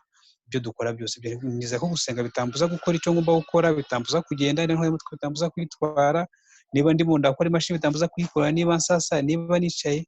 So rero numva ya prier sans cesse cyangwa non stop prayer ni ubwo buzima, ni uwo mutima uri dispose imbere y'Imana, kugira ngo wumve icyo ishaka cyangwa tuyibe icyo twitekerezaho n'Umwuka Wera uri muri twebwe. Amana akoze cyane, ndumva byasobanuwe ku buryo rwose buhagije. Ndabona dusigaje iminota itageze ku 10 kugira ngo dusoze, twifuza kurangiza saa 9:30. Ubwo tufashemo ibintu nka bibiri, nagerageje kwandika ibyo abantu bagiye bavuga byose. Mpereye ku cyo bw'amasorejeho, twavuga ko tugomba gusenga ubudasiba, ariko muri sense iyo kuba gusenga atari activité ngo duhore dupfukamye dusenga turimo turavuga amagambo, ahubwo ni nko kuvuga ngo duhore muri mood yo gusenga. Ndumva ari cyo twahurijeho, cyose kuba turi muri attitude yo gusenga, yaba turi mu kazi, yaba tugenda, yaba aho turi hose, n'ibyo turimo duhura n'inshuti, nabyo dushobora kubikora nko muri ubwo buryo. Ikindi kintu nafashemo na version Pamela yadusomeye ivuga ngo pray at all times, ni uko mu bihe byose tugomba gusenga, yaba tubabaye tugomba gusenga, twishimye tugomba gusenga, turi mu bihe byiza tugomba gusenga, turi mu bihe by'imibabaro tugomba gusenga, tufite inyota yo gusenga tugomba gusenga, tutayifite nabwo tugomba gusenga. Ngo numva times zose twaba turimo ni byiza ko dusenga. Ndumva ari byo bintu bibiri twabibumbiramo ibitekerezo by'abantu, niba nta kintu bize, ariko numvishije ibyo abantu bavuze byose byari bikubiye muri ibyo ngibyo. Hari commentaire abantu banditse hirya nyinshi, hari verse yatanze mwaza kuyisoma, ni muri Zaburi 106:15, byari kuri cya kindi cya mbere kijyanye no gusenga mu bushake bwayo, aho yavugaga yuko ari byo Bisirayeli bayisabye ibyo imitima yabo ishaka, irabibaha bibateza ibyago. Beni yatanze verse yindi ivuga ngo mwishime iteka, nabonekeza ko atari uguhora abantu baseka amenyo ari hanze, ariko ni uguhora turi muri mood yo kwishima.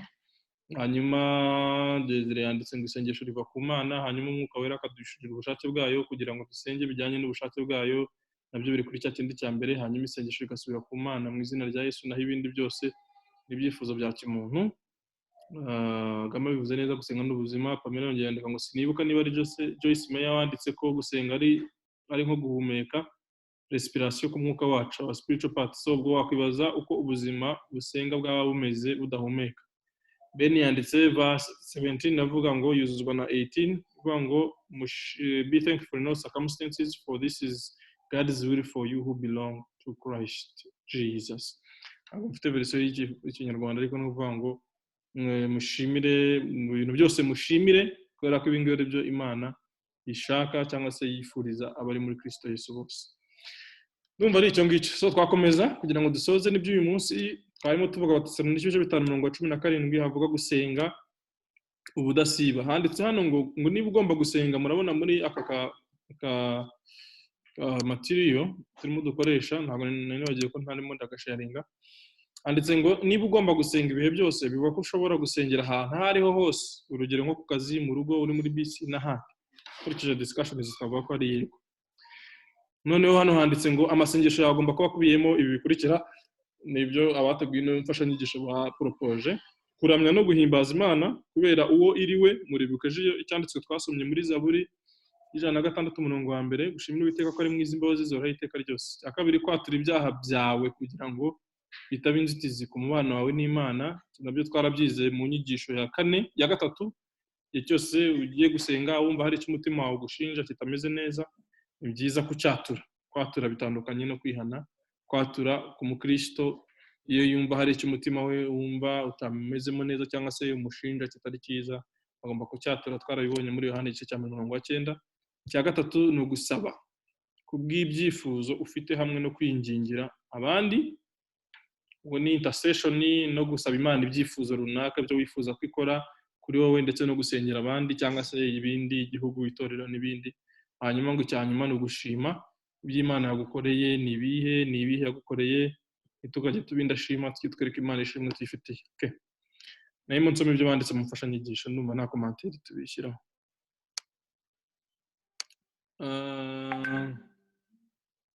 Ndamukunda yanditse ngo I'm sorry for delaying network. Sorry, nta kibazo, ntabwo ndi bubisome kubera mwanya mutoya. Dukurikije Yohana 10:13, minota 5 isigaye, agira ngo Gama dusomere Yohana 14:13.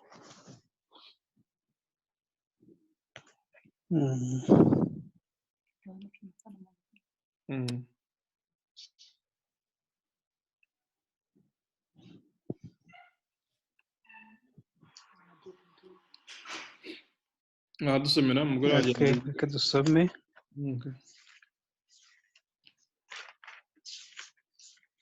Yohana 14:13.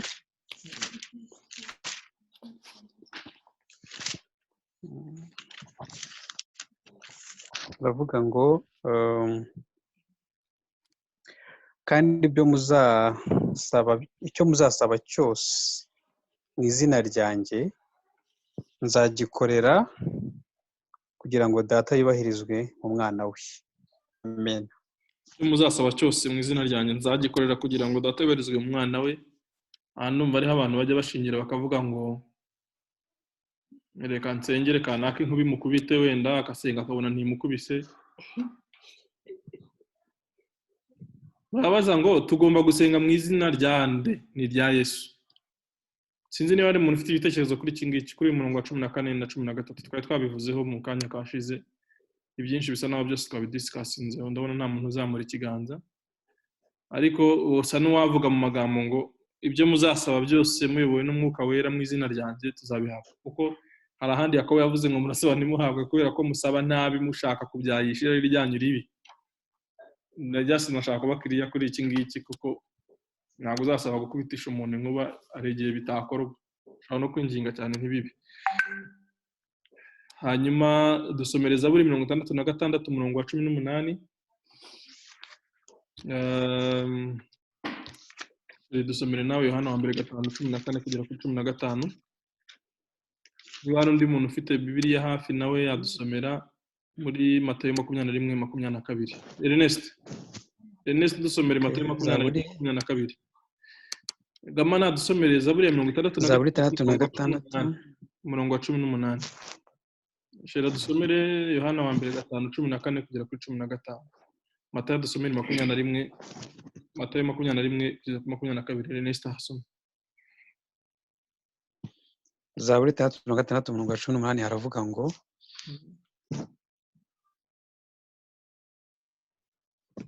haravuga ngo iyaba naribwiraga ibyo gukiranirwa mu mutima wanjye, Uwiteka ntaba anyumviye. Dusomere Yohana wa mbere 5:14 kugera kuri 15. kandi ikintu cyose gitera gutinyuka ni uko atwumva iyo dusabye ikintu nk'uko ashaka, kandi ubwo tuzi yuko yumva icyo dusabye cyose, tuzi n'uko duhabwa ibyo tumusabye. Ongera dusomere cyane abantu bumve. Kandi iki ni cyo kidutera gutinyuka imbere ye, ni uko atwumva iyo dusabye ikintu nk'uko ashaka, kandi ubwo tuzi ko yumva icyo dusabye cyose, tuzi n'uko duhawe ibyo tumusabye. Matayo 21 kugera ku murongo wa 22. Ernest sinzi nawe yahabonye. Niba utahabonye ndi wahabonye ahadusomera.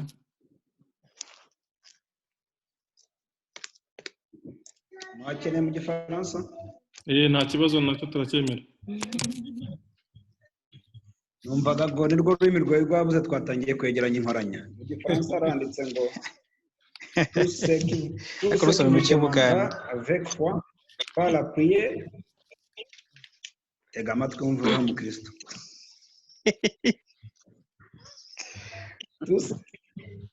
Tout ce qui vous demandera avec foi par la prière, vous le savez. Vous le laissez. Nyarwanda. Mu Kinyarwanda haravuga ngo kandi ibyo muzasaba mwizeye. Raisa nakomeze Ernest ceceka. Kandi ibyo muzasaba mwizeye muzabihabwa byose. Kandi ibyo muzasaba mwizeye muzabihabwa byose.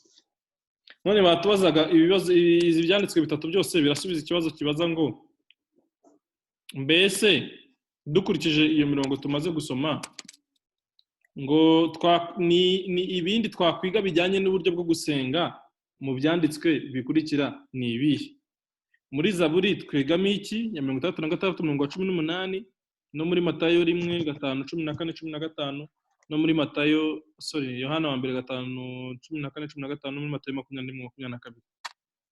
Mbibutse ko Zaburi havuga 33 umurongo wa 18 niba nibuka ko Gama yasomye ngo iyo mba naribwiraga ibyo gukiranirwa mu mutima wanjye, simba narumvishwe, simba narashubijwe, ibintu bimeze gutyo. Simba narumvishwe. Ubwo twigamo iki aho ngaho?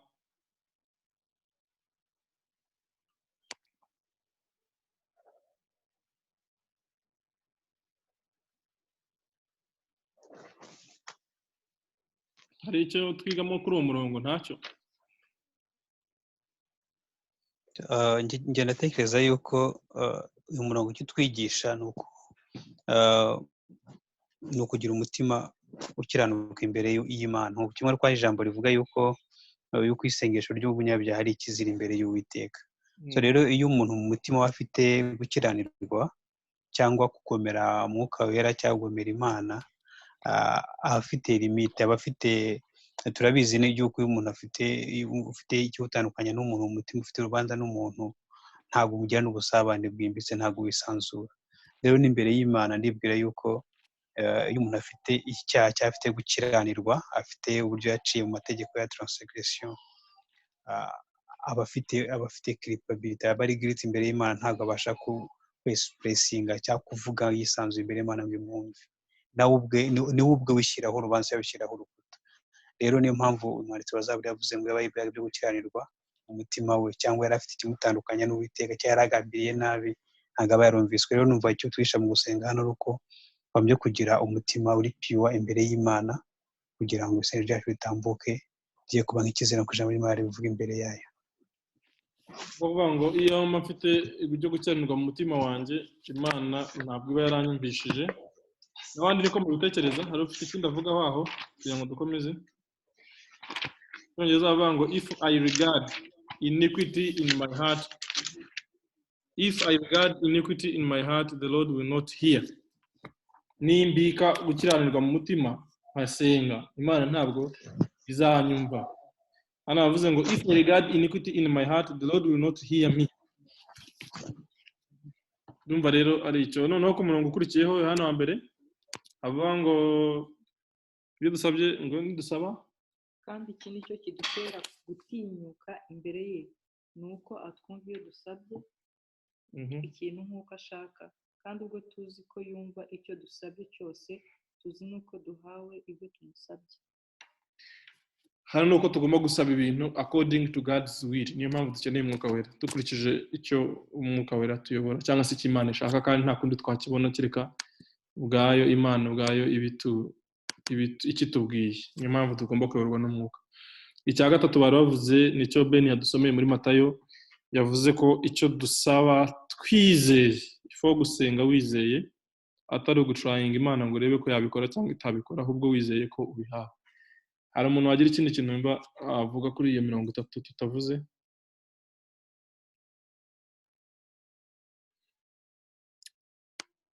Magama yongera dusomere Abefeso 3:20 niwo murongo wa nyuma, hanyuma tugasoza. 3:20 nifuzaga ko nyine iyi step tuyirangiza uyu munsi kugira ngo undi munsi twemeranya tuzige ibindi. Abefeso 3:20 abantu benshi barahazi, twanahavugira rimwe dusinziriye, basha gukora cyane. Hari umuntu utabizi se?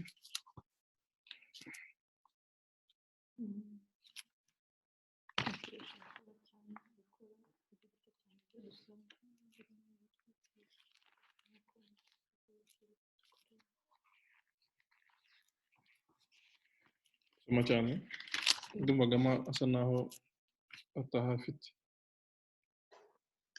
Network yari yagiye, niyo mpamvu. Sorry for that. 3:20 Abefeso. Najye muhazi umutwe watubwira. Reka nsome ntaza kuvuga ibyanjye. Efeso 3:20 avuga ngo Imana ibasha gukora, avanga nuko ibasha gukora biruta cyane ibyo dusaba ndetse n'ibyo twibwira byose, nk'uko imbaraga zayo ziri zidukoreramo. Amen. Amen. None atubajije ngo niki ni gute hadufasha mu gukomeza kwizera kwawe? Uyu murongo ugufasha iki mu gukomeza kwizera kwawe?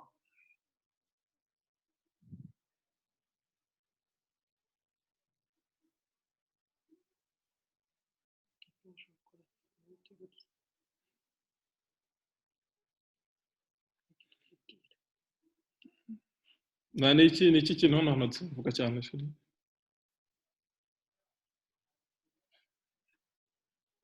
Nuko ibasha gukora ibiruta cyane ibyo dusaba ndetse n'ibyo twibwira byose. Nuko Imana ifite ububasha bwo gukora ibirenze ibyo turimo turasaba. Hari ikindi mwumva twakongeraho?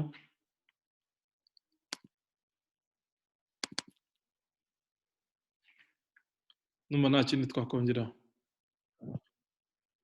Ariko twabikarifiya. Okay? Dushobora kubikarifiya. Yego, ndimo ndabaza niba hari umuntu ushaka kugira clarification yatanga.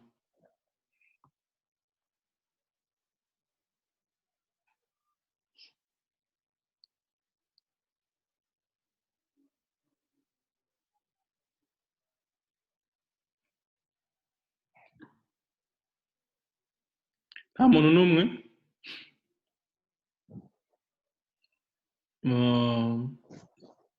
Beza aragiye kugira icyo avuga. Yego, karibu Beza. Yewe urujya ruhise ruhamagara ngo mama, ariko icyo twari tubiganiriyeho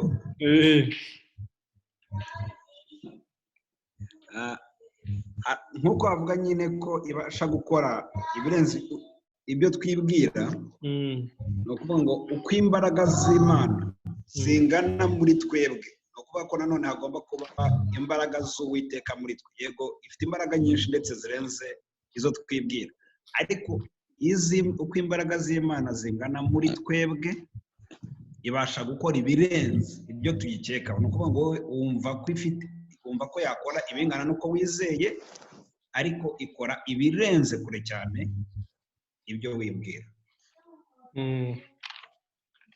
Njyewe ndimo ndibaza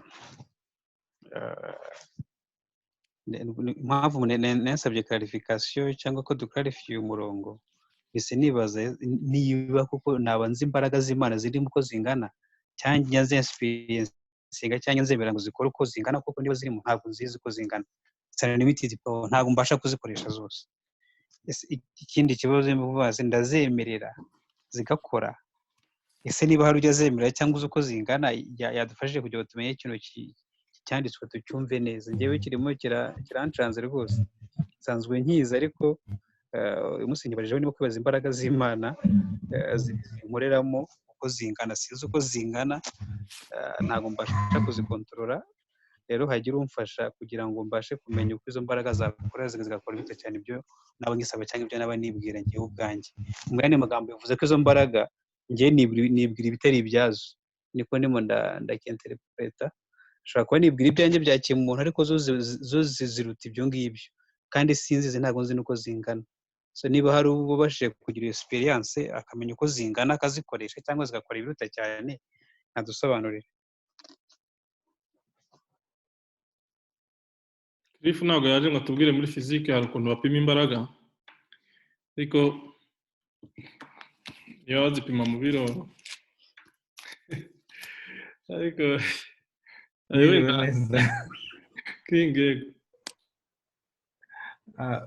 Gama nawe aradukomplitse, kuvuga ngo barashaka umuntu wapimye izo mbaraga z'Imana. Dufate Bible gusa, tureba ibintu byose oya King, ngiye navuze umuntu uzi uko zingana zimukoreramo, ntabwo navuze uwazipimye, navuze umuntu wagize ayo mahirwe. Ngiye ikibazo nibaje nsanga sinzizi uko zingana, ntabwo uzi capacity yazo. Rero ikintu nagusubiza ni uko n'uriya murongo byonyine Bernard dusomeye, uriya murongo wa nyuma, zirenze uko twibwira.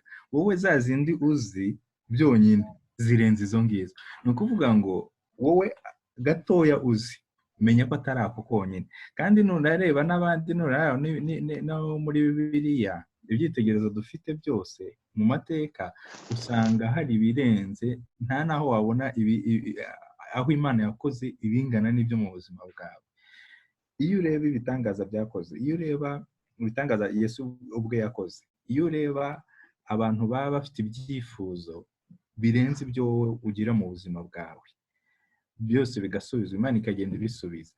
Rero hose usanga izo mbaraga, keretse hari wenda niba tutashaka kumva, tutumva kimwe wenda imbaraga z'Imana hari, kuko urumva byo akenshi usanga ibyo dusaba n'Imana iduha ibirenze ibyo ngibyo. Wowe usabye, kuko hari ibyo dukora byonyine, ntuza hari umuririmbyi yaririmbye ngo hari ibyo idukorera tukabifata nk'ibisanzwe, ariko iyo iba yabikoze.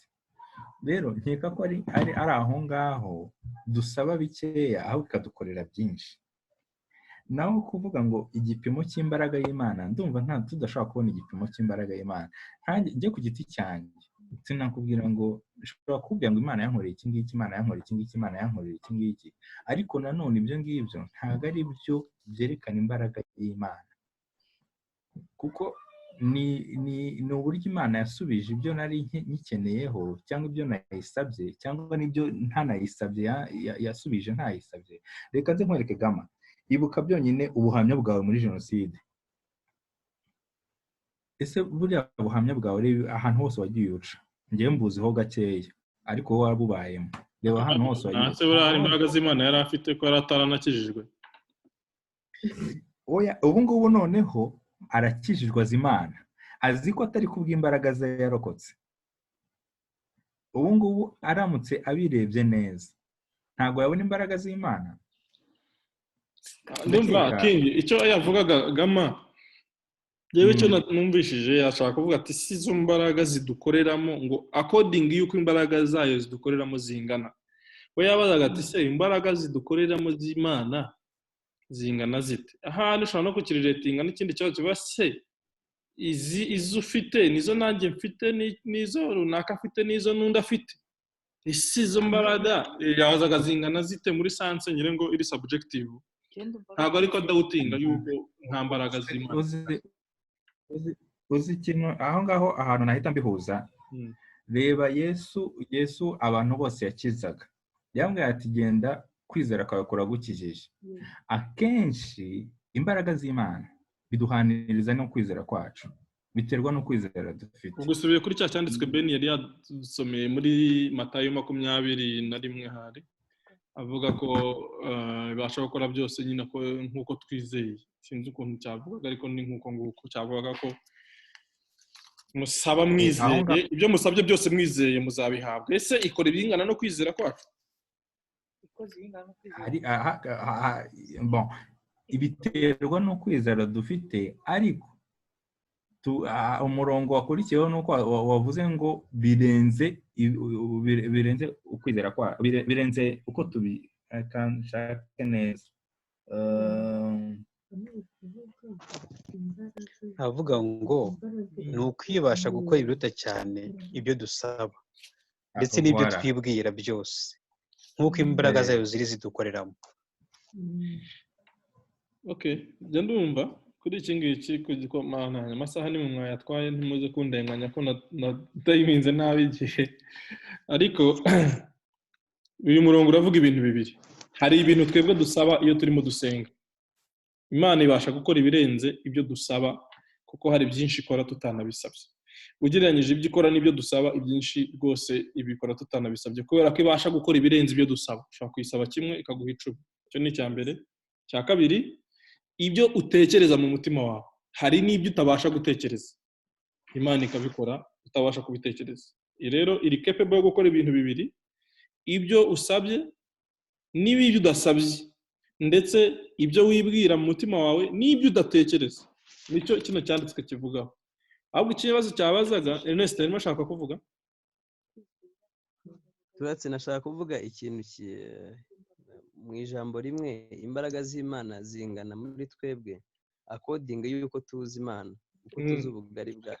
Buri muntu rero Imana agira imbaraga z'Imana according y'uburyo azi Imana, ubugari bw'Imana. Icyanditswe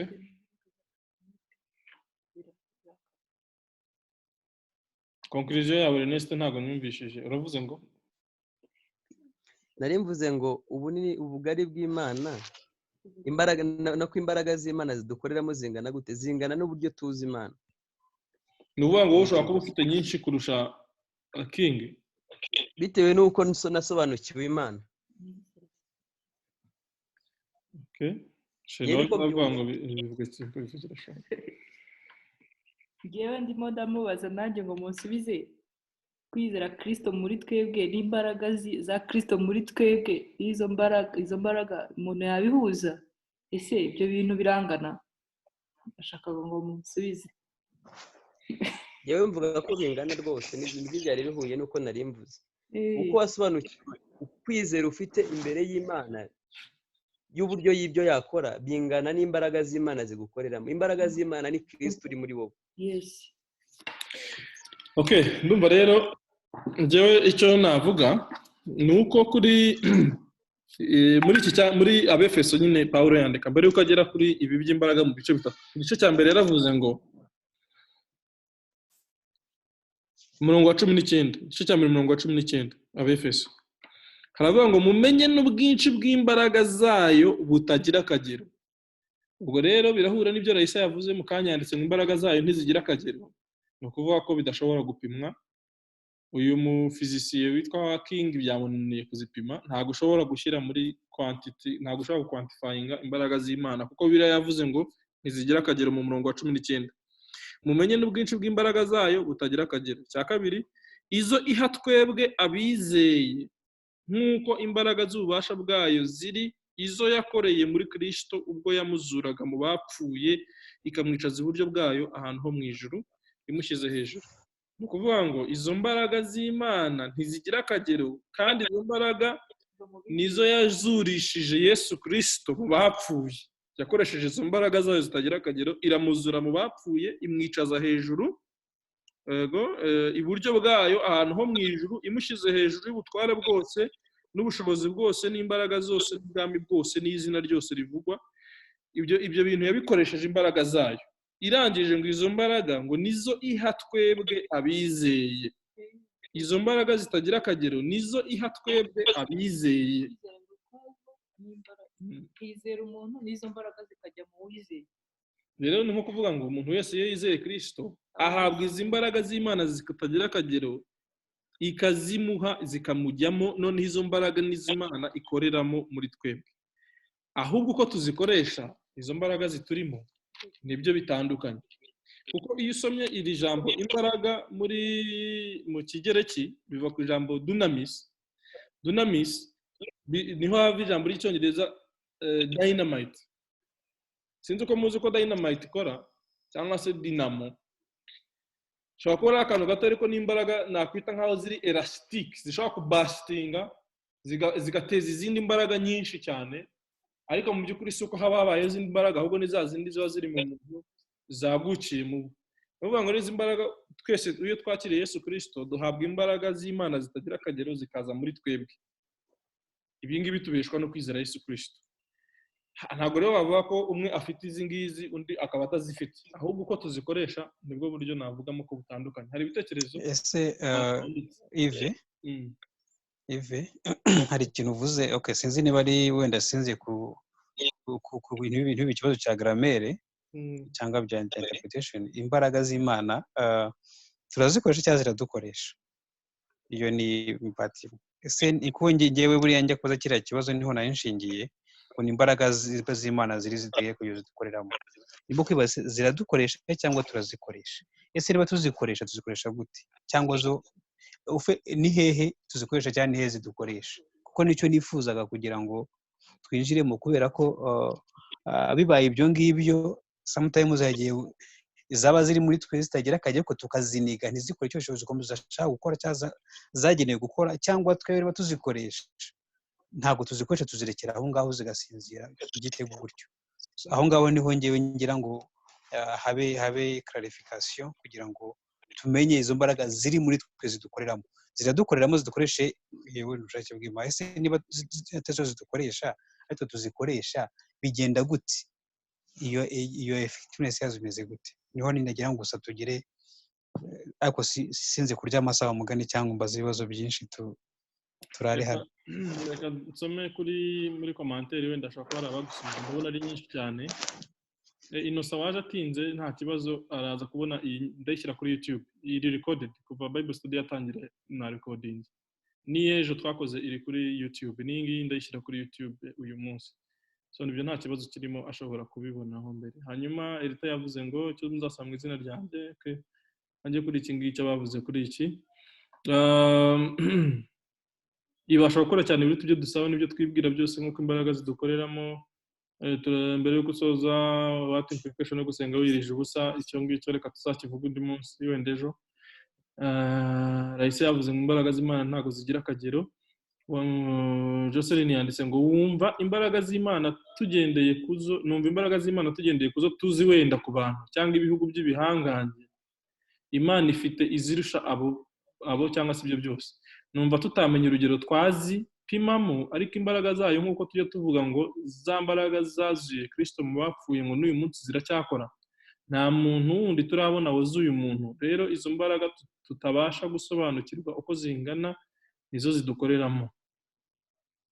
Imbaraga nizo komantere bavuze. Yewe gama mu kugira ngo tusoze kuri iki kibazo cyawe uko mbitekereza, Bibiliya iri clear ko izo mbaraga arizo zidukoreramo, kandi izo mbaraga ni Imana izikorera muri twebwe, ikorera muri twebwe ibyo yifuza.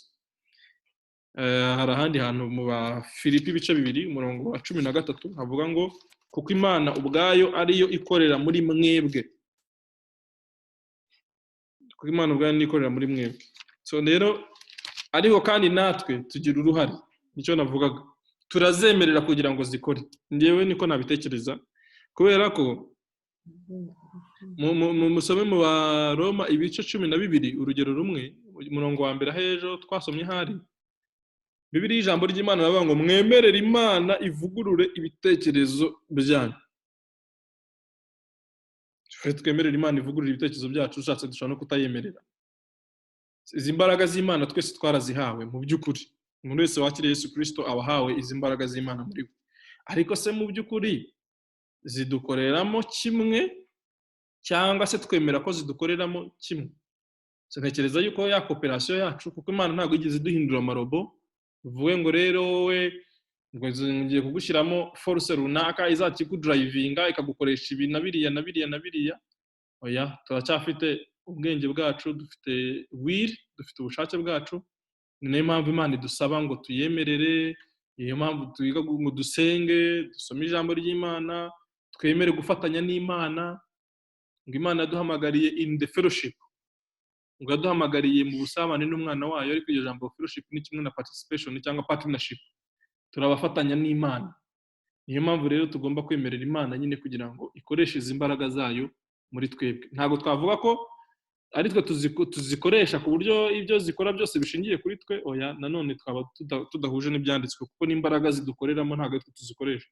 Ariko kandi natwe turazemerera kugira ngo zidukoreremo ku kigero tuzihaye, kuko hari igihe ziba ziri aho ngaho ariko mu by'ukuri ukabona ntabwo zitanga umusaruro, ukagira ngo bamwe baravutse abandi barapfuye. Hari umuntu wanditse ngo iyo twemereye Imana gukoresha izo mbaraga muri twe zirakora zigakora muri twe. Numva nemeranya na Jocelyn. Sinzi niba hari undi muntu ufite ikindi yavuga kuri ibyo ngibyo kugira ngo dusoze.